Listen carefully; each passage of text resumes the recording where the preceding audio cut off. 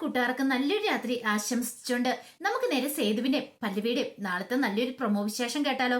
ആദ്യമായി കാണുന്നവരാണെങ്കിൽ ചാനൽ ഇഷ്ടപ്പെട്ട ഒന്ന് സബ്സ്ക്രൈബ് ചെയ്യാൻ മറക്കരുത്. അതോടൊപ്പം തന്നെ വീഡിയോ ഇഷ്ടപ്പെടുവാണെങ്കിൽ ലൈക്ക് ചെയ്യാനും മറക്കരുത് കേട്ടോ. നമ്മുടെ മുന്നോട്ടുള്ള യാത്രയിൽ നിങ്ങളുടെ ലൈക്ക് സപ്പോർട്ടുമാണ് നമുക്ക് പ്രചോദനമായി മാറിക്കൊണ്ടിരിക്കണേ. അപ്പൊ നമുക്ക് നേരെ വിശേഷത്തിലേക്ക് അങ്ങോട്ട് പോയാലോ. ഇന്നത്തെ വിശേഷം നമ്മൾ കണ്ടു. പല്ലവിക്ക് വലിയൊരു സർപ്രൈസ് തന്നെയാണ് സേതു കൊടുക്കുന്നത്. പല്ലവി ജീവിതത്തിൽ ഒരിക്കലും പ്രതീക്ഷിക്കാത്ത ആ സർപ്രൈസ്. പക്ഷെങ്കിൽ പല്ലവിക്ക് വല്ലാത്തൊരു ഞെട്ടലായിരുന്നു. പല്ലവി സ്വപ്നത്തിൽ പോലും പ്രതീക്ഷിച്ച കാര്യമായിരുന്നില്ലത്. കാരണം സേതുവേട്ടന്റെ കുറച്ച് സമയത്തെ ആ ഒരു മുഖം കണ്ടു കഴിഞ്ഞപ്പോഴത്തേനും പല്ലവി പ്രതീക്ഷിച്ചു സേതുവേട്ടൻ തന്നെ എന്തോ ചെയ്യാൻ പോവാണ്. താൻ ഇത്രയും കാലം ഉദ്ദേശിച്ച സേതുവേട്ടനല്ല. പക്ഷെ ലൈറ്റ് തെളിഞ്ഞു കഴിഞ്ഞപ്പോഴത്തേനും കേക്കും ബാക്കി എല്ലാവരും കണ്ടു കഴിഞ്ഞപ്പോൾ സമാധാനമായി പല്ലവിക്ക്. എന്നാലും മനസ്സിനൊരു ഉള്ളിലൊരു വെങ്കലായിരുന്നു. അവസാനം സേതു പറഞ്ഞു, അതെ എന്റെ ഭാഗത്ത് തെറ്റെങ്കിൽ സോറി കേട്ടോ. അതെ ഞാൻ ഇങ്ങനെയൊന്നും വിചാരിച്ചില്ല, പല്ലവിക്ക് ഇത്ര ടെൻഷനാണെന്ന് വിചാരിച്ചില്ലെന്ന് പറയാ. അവസാനം പല്ലവി പറഞ്ഞു, കുഴപ്പമില്ല, ഞാൻ അങ്ങ് സഹിച്ചെന്ന് പറഞ്ഞാണ്. ഇനി മേലാല് ഇങ്ങനത്തെ ഒരു സർപ്രൈസ് ഒന്നും ഒരുക്കിയേക്കരുത്. അതെ ചിലപ്പോൾ മനസ്സിന് കട്ടിയില്ലാത്തവരാണെങ്കിൽ വല്ല അറ്റാക്കും വന്ന് അതോടുകൂടി തീർന്നു പോകുന്നു പറയാം. അത് കേട്ട് പാറു പറഞ്ഞു, ചേച്ചി എന്തിനാ ഇത്ര ടെൻഷനാന്നേ, ഞങ്ങളെല്ലാം ഇവിടെ ഇല്ലേ. ഓ ഇനിയിപ്പൊ സേതുവേട്ടനെ ഒന്ന് സംശയിച്ച് കാണും അല്ലേന്ന് ചോദിക്കാം. അല്ല അത് പിന്നെ ഞാൻ ഇപ്പം മനസ്സിലായ കാര്യം, സേതുവേട്ടൻ ചേച്ചിനെ എന്തേലും ചെയ്യുമോന്ന് ചേച്ചിക്ക് ഒരു പേടിയായി, അതല്ലേ കാര്യം എന്ന് ചോദിക്കാം. പാറു അങ്ങനൊന്നുമില്ല, എനിക്ക് സേതുവേട്ടനെ അറിയാലോ എന്ന് പറയാം. ഇത് കേട്ട ശ്രീഹരി പറഞ്ഞു, അത് ചുമ്മാ പുളു അടിച്ചതാ, കുറച്ച് സമയത്തേക്ക് ചേച്ചി നന്നായിട്ടൊന്ന് പേടിച്ചു പോയി. ആ ഇന്ദ്രന്റെ സ്വഭാവമാണോ സേതുവേട്ടൻ അങ്ങനെ ചിന്തിച്ചില്ലേന്ന് ചോദിക്കും. അങ്ങനെ ചോദിച്ചിട്ടുണ്ടെങ്കിൽ അതെ ഇനിയിപ്പൊ ആ വിഷയങ്ങൾ വിട്, കുഴപ്പമൊന്നുമില്ല, എല്ലാം സന്തോഷകര ദിനമാണ്, നമുക്ക് എല്ലാവർക്കും കൂടെ അടിച്ചു പൊളിക്കാന്ന് പറയും. ഇത് കേട്ടും പല്ലവി ചോദിച്ചു, അല്ല സേതുവേട്ടൻ എങ്ങനെ അറിയാന്നേ, ഇന്നെന്റെ ബർത്ത്ഡേ ആന്ന് എങ്ങനെ അറിയാന്ന് ചോദിക്കുക. അതൊക്കെ ഞാൻ അറിഞ്ഞു, സത്യം പറ ആരാ പറഞ്ഞെന്ന് ചോദിക്കാം. മിക്കവാറും പാറുവായിരിക്കും പറഞ്ഞേ, അതല്ലേന്ന് ചോദിക്കുക. ഇത് കേട്ടപ്പോ സേതു പറഞ്ഞു, അതാരെങ്കിലും ആയിക്കോട്ടെ, എനിക്കറിയാം പാറുവ പറഞ്ഞത്, അതുകൊണ്ടല്ലേ. എന്നാലും ദേ ആരും ടീച്ചറെ സമ്മതിച്ചു തന്നിരിക്കുന്നു കേട്ടോ. വൈകുന്നേരം ഒരുമിച്ച് വന്നിട്ട് ഒരു വാക്കുപടി എന്നോട് പറഞ്ഞില്ല ഇങ്ങോട്ടാ വരുന്നേന്ന്. അപ്പൊ എല്ലാരും കൂടി വലിയൊരു ഡ്രാമ തന്നെ തയ്യാറാക്കിയതല്ലേന്ന് ചോദിക്കാം. അത് പിന്നെ പിള്ളേരോടൊപ്പം നിൽക്കാനല്ലേ എനിക്കും പറ്റുള്ളൂ. പോരാത്തിന് പല്ലവിക്ക് ഒരു സർപ്രൈസും, അത് സേതു ഒരുക്കുന്ന സർപ്രൈസും കൂടെ അല്ലേ, പങ്കെടുക്കാതിരിക്കാൻ പറ്റുമോന്ന് ചോദിക്കാം. അത്ര സമയം ഒരുമിച്ച് വന്നിട്ട് ഒരു വാക്ക് പോലും എന്നോട് പറഞ്ഞില്ലെന്ന് പറയാം. അതെ ഇനിയിപ്പോ സമയമില്ല കേട്ടോ, പെട്ടെന്ന് കേക്ക് കട്ട് ചെയ്യാൻ പറയണം. അങ്ങനെ എന്ത് ചെയ്യണം, പല്ലവി കേക്ക് കട്ട് ചെയ്യണം. പല്ലവിക്ക് എന്തെന്നില്ല സന്തോഷം. കേക്ക് കട്ട് ചെയ്ത് കഴിഞ്ഞപ്പോഴത്തേനും പല്ലവി കേക്ക് പീസ് എടുത്ത് സേതുവിന് കൊടുക്കാൻ തുടങ്ങിയപ്പോഴത്തേനും സേതു പറഞ്ഞു, വേണ്ട പാറുവിന് ബാക്കി എല്ലാവരും കൊടുക്കാൻ പറയണം. അത് വേണ്ട, സേതുവേട്ടൻ തന്നെ വേണം ആദ്യം കൊടുക്കാനെന്ന് പാറു പറയണം. അങ്ങനെ സേതുവിന് കൊടുക്കുകയാണ്. അങ്ങനെ എല്ലാവർക്കും കേക്ക് കട്ട് ചെയ്ത് കൊടുത്തു. പിന്നീട് അങ്ങോട്ട് അവർക്കുള്ള ഫുഡൊക്കെ വരുവാണ്. അങ്ങനെ എല്ലാവരും കൂടെ ഭയങ്കരമായിട്ട് എൻജോയ് ചെയ്യണം. പല്ലവിക്കാണെങ്കിൽ എന്തെന്നില്ല സന്തോഷവും അതപ്പം സങ്കടവും തോന്നി. കാരണം സേതുവേട്ടൻ തനിക്ക് വേണ്ടിയിട്ട് ഇത്രയൊക്കെ ഒരുക്കുന്നുണ്ടല്ലോ, തന്റെ മനസ്സറിഞ്ഞ്. ഒരിക്കലും താൻ പ്രതീക്ഷിച്ച കാര്യമല്ല. പിന്നീട് ആൻ ടീച്ചർ മാറ്റി നിർത്തി പല്ലവിയോട് പറഞ്ഞു, പല്ലവി എന്തായാലും ലക്ക കേട്ടോ, കാരണം സേതുവിനെ പോലെ ഒരാളെ കിട്ടുക എന്ന് പറഞ്ഞിട്ടുണ്ടെങ്കിൽ അത് അത്ര വലിയ പെട്ടെന്ന് നടക്കുന്ന കാര്യമല്ല. ഇത് കേട്ടതും പല്ലവി ഒന്ന് പോവാ ആൻ ടീച്ചറെന്ന് പറയണം. ഞാൻ പറഞ്ഞാൽ എന്താ തെറ്റിരിക്കുന്നേ, ഞാൻ സത്യമായിട്ടുള്ള കാര്യമല്ലേ പറഞ്ഞെന്ന് ചോദിക്കാം. എന്താ എന്തെങ്കിലും കുഴപ്പമുണ്ടോന്ന് ചോദിക്കും. അങ്ങനൊന്നും ഇല്ലാന്ന് പറയണം. പിന്നീട് ഫുഡൊക്കെ കഴിച്ചുകൊണ്ടിരിക്കുന്ന സമയത്ത് ഓരോരുത്തർ ഓരോ തമാശകളും കാര്യങ്ങളൊക്കെ പറയുന്നുണ്ട്. ശ്രീഹരി പറഞ്ഞു, അതെ സേതുവേട്ടന്റെ ജീവിതത്തിൽ സേതുവേട്ടൻ ആദ്യമായിട്ട് എങ്ങനെ സർപ്രൈസ് ഒരുക്കുന്നത്, അതും പല്ലവി ചേച്ചിക്ക് വേണ്ടി. ഇവിടെ വേറുള്ളവരുടെയൊക്കെ ബർത്ത്ഡേ വന്നിട്ടുണ്ട്, ഇങ്ങനെയൊന്നും ആരും സർപ്രൈസ് വന്നിട്ടില്ലെന്ന് പറയാം. ഇത് കേട്ട് സേതു പറഞ്ഞു, ഇനി ആട്ടെ ശ്രീഹരി നമുക്ക് അടിച്ചു പൊളിച്ചേക്കാന്ന് പറയാം. ഇത് കേട്ടതും പാറു പറഞ്ഞു, അത് ശരിയാന്ന് പറയണം, നമുക്ക് അടിച്ചു പൊളിച്ച് ആഘോഷിക്കാന്ന് പറയണം. പിന്നെ എല്ലാവരും കൂടെ കൂട്ടിയിട്ട് സെൽഫിയും കാര്യങ്ങളൊക്കെ എടുക്കുന്നുണ്ട്. സന്തോഷകരമായ ദിനമാണല്ലോ. അങ്ങനെ ഓരോരുത്തരുടെ പിരിഞ്ഞു പോവാണ്. അവസാനം പല്ലവി സേതു മാത്രമാണ് അവിടെ ഉണ്ടായിരുന്നത്. കാരണം ആൻ ടീച്ചറെ കാണാൻ നേരത്തെ പോകണം, പാറുവിനാണെങ്കിലും പോകണം. അപ്പൊ പോകുന്ന വഴിക്ക് മിത്രേട്ടനൊക്കെ അവരെ അങ്ങോട്ട് വിട്ടേക്കാന്ന് പറഞ്ഞു. അവസാനം സേതുവും പല്ലവിയും മാത്രം മുറിയില്. അങ്ങനെ മുറിയിലായിരുന്ന സമയത്ത് പല്ലവിയോട് സേതു ചോദിച്ചു, ഞാൻ ഈ കാണിച്ച മോശമായിപ്പോ എന്ന് പല്ലവിക്ക് തോന്നുന്നുണ്ടോ? ഒരു വേള പല്ലവി എന്നെ സംശയിച്ചല്ലേന്ന് ചോദിക്കാം. അത് പിന്നെ എനിക്ക് മനസ്സിലായി പല്ലവിയുടെ വെപ്രാളം വിഷമമൊക്കെ കണ്ടു കഴിഞ്ഞപ്പം ഒരുപക്ഷെ ഞാൻ പല്ലവിനെ എന്തെങ്കിലും ചെയ്യുമോന്നൊരു പേടി പല്ലവിയുടെ മനസ്സിലുണ്ടായിട്ടുണ്ടല്ലേ. ഞാൻ അങ്ങനെ ഒരിക്കലെങ്കിലും ചെയ്യുവോ? അങ്ങനെ ചെയ്യാനായിരുന്നെങ്കിൽ എനിക്ക് എന്നേ ആവായിരുന്നു. പല്ലവി എന്നെ കുറിച്ച് അങ്ങനെയാണ് ധരിച്ചു വെച്ചിരിക്കുന്നു ചോദിക്കുക. അല്ല സേതു കേട്ടാ, ആരാണെങ്കിലും ഒന്ന് പേടിച്ചു പോവുമല്ലോ. പക്ഷേങ്കിൽ സേതുവേട്ടൻ ഇങ്ങനെ ഒരു സർപ്രൈസ് വരുന്ന ഞാൻ വിചാരിച്ചില്ല. സോറി കേട്ടോ സേതുവേട്ടാ, ഞാനപ്പ ഒരു നിമിഷത്തേക്കെങ്കിലും സേതുവേട്ടനെ തെറ്റിയടിച്ചവന് സോറി എന്നും പറഞ്ഞുകൊണ്ട് പതുക്കെ സേതുവിന്റെ കൈയെടുത്ത് ഒന്ന് ഉമ്മ വെക്കുകയാണ്. അതപ്പോ ഇനി സേതുവിന്റെ ഒരു ചിന്തയോ ഓർമ്മയാണെന്ന് പറയാൻ പറ്റില്ല. എന്താണല്ലോ ഉമ്മ വെച്ച് നിൽക്കുന്നുണ്ട്. പിന്നെ രണ്ടുപേരും പരസ്പരം കെട്ടിപ്പിടിക്കുന്നുണ്ട്. സേതുവും പലരും പരസ്പരം നോക്കി നിൽക്കുന്നുണ്ട്. ഒരു പക്ഷേങ്കിൽ ഇനി സേതുവിന്റെ ഉള്ളിൽ അങ്ങനെയുള്ള ചിന്തകളൊക്കെ ഉണ്ട്.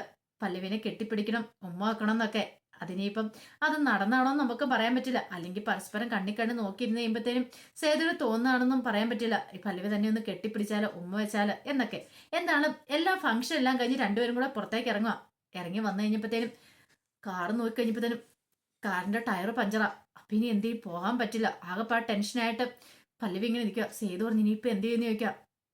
എനിക്കറിയത്തില്ല, പോകാതിരിക്കാൻ പറ്റില്ലല്ലോ. അപ്പോഴേക്കും കേശവേട്ടൻ അങ്ങോട്ട് വന്നു. എന്ത് പറ്റി സേതു എന്ന് ചോദിക്കാം. അതെ, കാർ ചെറിയൊരു പണി വന്നു, ടയർ പഞ്ചറായെന്ന് പറയാം.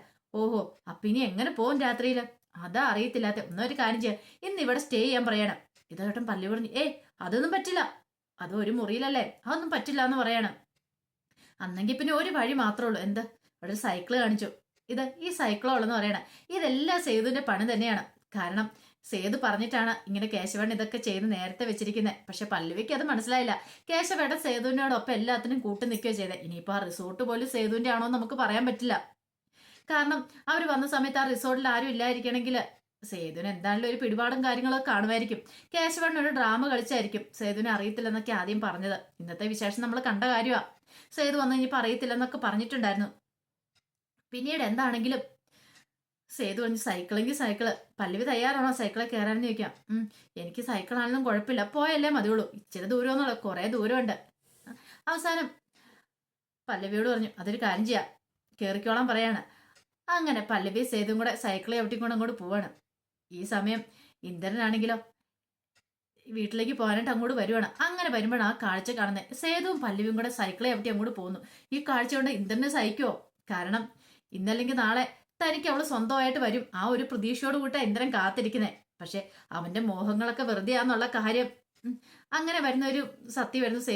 സേതുവും പല്ലവിയും കൂടെ പോകുന്ന കണ്ടപ്പം ഇന്ദ്രന് തോന്നിയത് രണ്ടുപേരും കൂടെ പോകുന്ന കണ്ടില്ലേ, ഇതങ്ങനെ വെറുതെ കിട്ടിയിട്ട് കാര്യമില്ല, ഒരു പണി കൊടുക്കണമല്ലോ എന്ന് തന്നെ ഇന്ദ്രൻ തീരുമാനിക്കണം. ഇന്ദ്രൻ അങ്ങ് സഹിച്ചില്ല. ഈ സമയം സേതുവും പല്ലവിയും കൂടെ ഓരോ വിശേഷങ്ങളൊക്കെ പറഞ്ഞു പോവാ. പല്ലവി പറഞ്ഞു അതെ, കാറില്ലെങ്കിലും പക്ഷെ ഈ യാത്ര ഞാൻ ഭയങ്കരമായിട്ട് എൻജോയ് ചെയ്യുന്നുണ്ട് കേട്ടോ. എനിക്ക് ഭയങ്കര ഇഷ്ടമായി രാത്രിയിൽ ഇങ്ങനെയൊക്കെ യാത്ര ചെയ്യാനായിട്ട്. അല്ല അതൊക്കെ കുഴപ്പമില്ല, പൂർണിമയോട് വിളിച്ചു പറഞ്ഞായിരുന്നു ചോദിക്കാം. അതൊക്കെ ഞാൻ വിളിച്ചു പറഞ്ഞിട്ടുണ്ടായിരുന്നു. കാരണം രണ്ടുപേരെ ഇത്ര സമയം കാണാതായി കഴിയുമ്പം സ്വാഭാവികമായിട്ടും ആരാണെങ്കിലും സംശയിക്കില്ല ഇത് എവിടെ പോയി എങ്ങനെ പോയെന്നൊക്കെ. അതുകൊണ്ട് വിളിച്ചു ചോദിച്ചോന്ന് ചോദിക്കാം. അങ്ങനെ വിളിച്ച് പറഞ്ഞെന്നൊക്കെ പറഞ്ഞ് രണ്ടുപേരും കൂടെ പോടെ. ഈ സമയം പാറു കുറെ ലേറ്റായിട്ടാ വീട്ടിലേക്ക് തന്നെ ചെന്ന് കഴിഞ്ഞപ്പോഴത്തേനും മാഷും ശോഭയെ കാത്തിരിപ്പുണ്ടായിരുന്നു. ശോഭ എന്താ പാറു ഇത്, നീ എന്താ ഇത്ര ലേറ്റ് ആയെന്ന് ചോദിക്കാം. അത് പിന്നെ ചേച്ചിയുടെ ബർത്ത്ഡേ ആഘോഷം ഉണ്ടായിരുന്നു പറയണം. എവിടെ വെച്ച്? പിന്നീട് നടന്ന കാര്യങ്ങളൊക്കെ പറയണം. സേതു സർപ്രൈസ് ഗിഫ്റ്റ് കൊടുത്ത കാര്യങ്ങളെല്ലാം എല്ലാം കേട്ട് കഴിഞ്ഞപ്പോഴത്തേനും ശോഭ പറഞ്ഞു ദൈവമേ ആകെ പടം കൂടെ പേടിച്ചു, നിന്നെ ഇത്ര സമയം കാണാഞ്ഞിട്ട് നിനക്കൊരു വാക്ക് പറയാൻ മേലായിരുന്നു ചോദിക്കും. അത് പിന്നെ അവിടെ ആഘോഷം നടക്കണ സമയത്ത് എങ്ങനെയാമേ ഇതൊക്കെ പറയണെന്ന് ചോദിക്കും. പല്ലവി ഹാപ്പി ആണല്ലോ അല്ലേന്ന് ചോദിക്കണം. പല്ലവി ചേച്ചി ഭയങ്കര സന്തോഷത്തില്ല. ആദ്യം പല്ലവി ചേച്ചി ഒന്ന് പേടിച്ചു പോയി. പിന്നെ ഞങ്ങൾ എല്ലാവരും കണ്ടു കഴിഞ്ഞപ്പോഴൊരു സന്തോഷമായെന്ന് പറയണം. അത് പിന്നെ ആ ഇന്ദ്രന്റെ ഓർമ്മകളായിരിക്കും അവളെ വേട്ടയാടിക്കൊണ്ടിരിക്കുന്നത്. അവൾക്കിപ്പോൾ ആരും ഒരു വിശ്വാസം ഇല്ലാത്ത അവസ്ഥയെ കാര്യങ്ങൾ പോയിക്കൊണ്ടിരിക്കുന്നത്. പാവം എൻ്റെ മോള് എത്രയും പെട്ടെന്ന് ഡിവോഴ്സ് കിട്ടിയാൽ മതിയായിരുന്നു.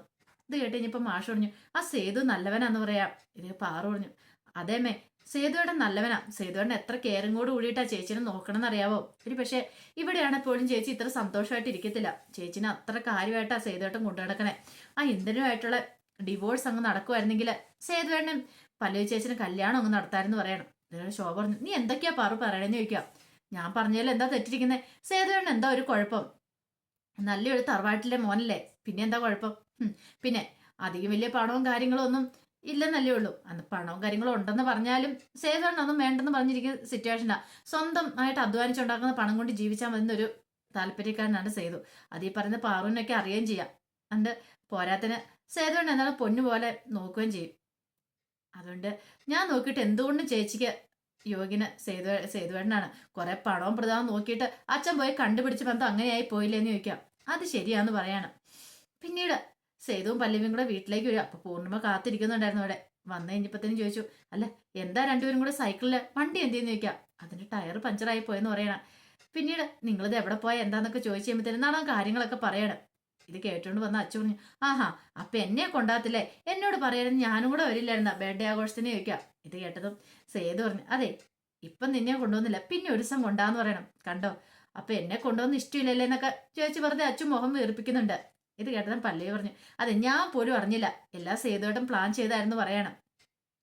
പിന്നീട് പൂർണിമയുടെ റിസോർട്ടിനെ കുറിച്ചൊക്കെ പറയുന്നുണ്ട്. അച്ഛൻ്റെ കല്യാണം നടത്താനായിട്ട് ഒരു റിസോർട്ട് സെറ്റപ്പ് ചെയ്തിട്ടുണ്ടെന്നൊക്കെ എല്ലാം കേട്ട് ഞാൻ പൂർണ്ണിമ പറഞ്ഞു, സേതുവിന്റെ ഇഷ്ടം എന്താന്ന് വെച്ചാൽ അതങ്ങ് നടത്തിക്കോ, എന്ത് വേണമെന്ന് വെച്ചിട്ടുണ്ടെങ്കിൽ ഞാൻ ഇതിനകത്ത് പ്രത്യേകിച്ചൊരു അഭിപ്രായം പറയുന്നില്ലെന്ന് പറയാണ്.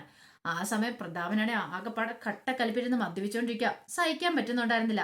കാരണം ഒരു ഓർഡർ പിടിച്ചു കൊടുക്കുകയാണെങ്കിൽ അതിനകത്തുനിന്നും കുറച്ച് കമ്മീഷൻ തട്ടാന്ന് ഓർത്തിട്ടുണ്ടായിരുന്നു ആ ഡാഫഡിൽസിന്റെ മാനേജറും കൊണ്ട് അങ്ങോട്ട് ചെന്നത്. പക്ഷെ 12 മണി ഓഡിറ്റോറിയം ഒന്നും കിട്ടിയില്ല. ആകെപ്പാടി ചമ്മി നാണം കെട്ടു പോന്നു.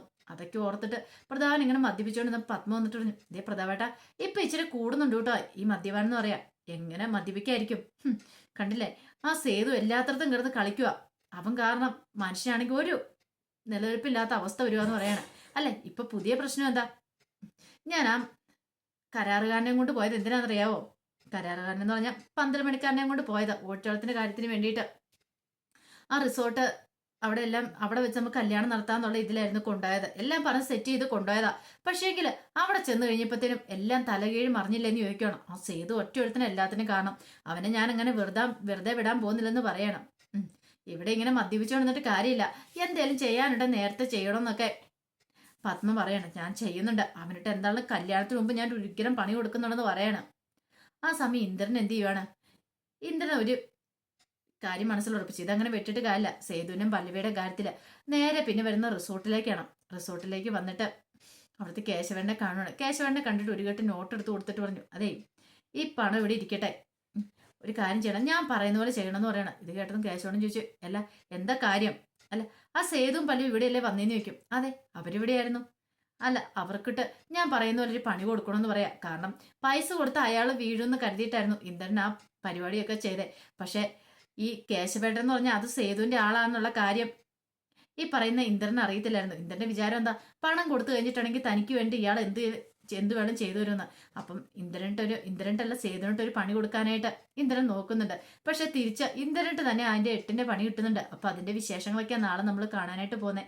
ആ വിശേഷങ്ങളൊക്കെ നമുക്ക് എല്ലാവർക്കും കാത്തിരിക്കാം കേട്ടോ. ഒരിക്കൽ കൂടി എല്ലാവർക്കും നല്ലൊരു രാത്രി ആശംസിച്ചോണ്ട് നിർത്തുന്നു. നന്ദി.